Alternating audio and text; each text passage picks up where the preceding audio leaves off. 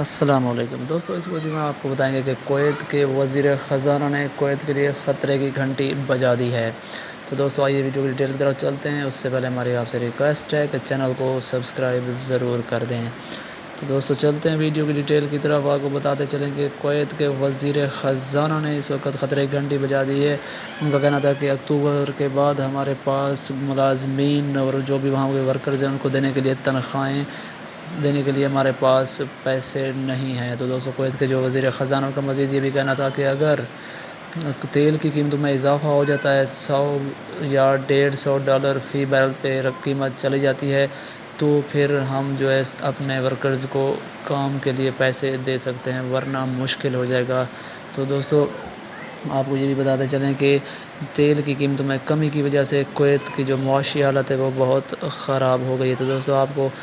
بتائیں کویت کی آبادی کے متعلق، تو آپ کو بتاتے چلیں کہ اس وقت کویت کی مکمل جو آبادی ہے وہ ہے 50 لاکھ، اور اس میں سے اگر بات کی جائے جو وہاں کے لوکل لوگ ہیں ان میں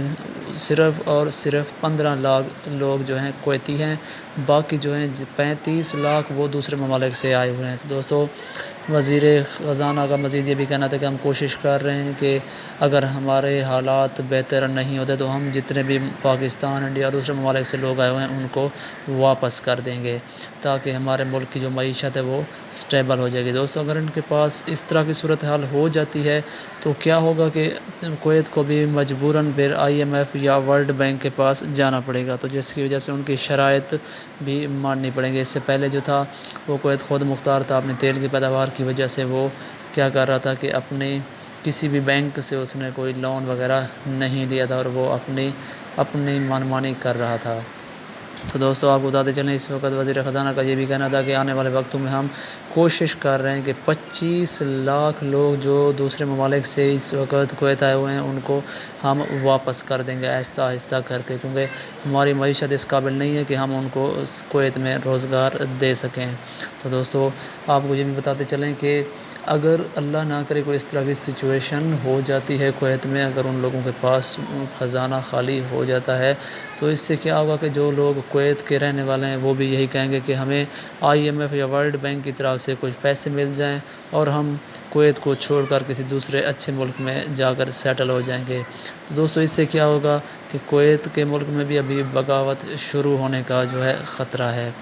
تو اگر بات کی جائے وہاں کے کویت کے جو لوگ رہنے والے ہیں جو غیر ملکی ہیں یا جو وہاں کے خود رہنے والے ہیں، ابھی اگر وزیر خزانہ کا جو کہنا تھا کہ ہم 25 لاکھ لوگوں کو جو ہے واپس بھیجیں تو اس سے دوستو ان کی معیشت پر مزید برا اثر پڑے گا۔ کیونکہ جب 25 لاکھ لوگ واپس چلے جائیں گے تو اگر ان کو وہاں پر جب وہ لوگ رہائش رکھ رہے ہیں تو وہاں کی ان کی ٹرانسپورٹ یوز ہو رہی ہے، ان کے وہاں تیل وغیرہ خرچ ہو رہا ہے، وہاں کے اسکولز میں ان کے بچے پڑھ رہے ہیں، ان کی فیسیں، ان کے اخراجات، ان کے جو بھی ہیں اس سے گورنمنٹ کو پیسے وصول ہو رہے ہیں، ان کے ملک کی معیشت کو ان سے فائدہ ہو رہا تھا۔ جب یہ 25 لاکھ لوگ وہاں سے چلے جاتے ہیں اپنے اپنے شہروں میں تو پھر اس طرح کی تو سچویشن نہیں ہوگی، پھر وہاں کیا ہوگا کہ ان کے لیے مسائل پیدا ہو جائیں گے۔ تو مجبوراً کویت کو IMF کے پاس جانا پڑے گا، جس سے ان کے درمیان معاہدے ہوں گے اور ان کی شرائط پر کویت کو عمل کرنا پڑے گا۔ تو دوستو آپ بتاتے چلیں کہ عربوں کے زوال کا وقت آ گیا ہے، جو کہ احادیث سے بھی ثابت ہے کہ جو قیامت کے نزدیک جب آئیں گی تو اس وقت ربوں پر زوال آئے گا اور وہ اس طرح کے اقدامات کرنے پر مجبور ہو جائیں گے۔ تو یہ تھی دوستو آج کی اہم خبر کہ کویت کے جو وزیر خزانہ ہیں ان کا ایک اہم بیان سامنے آیا ہے کہ ہم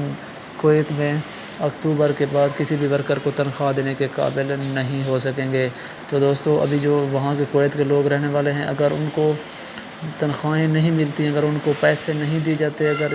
15 لاکھ لوگ جو کہ وہاں کے رہائشی ہیں تو وہ بھی کیا کریں گے، کسی غیر ملکی کے ساتھ معاہدہ کر کے ان سے پیسے لے کر وہاں سے کویت سے چلے جائیں گے، اور وہاں پر جو ہے انگریز یا کوئی اس طرح کی دوسری جو قومیں ہیں وہ اگر آباد ہوں گی اور وہ کویت پر قابض ہو جائیں گی۔ تو دوستو اگلی ویڈیو تک کے لیے چاہتے ہیں اجازت۔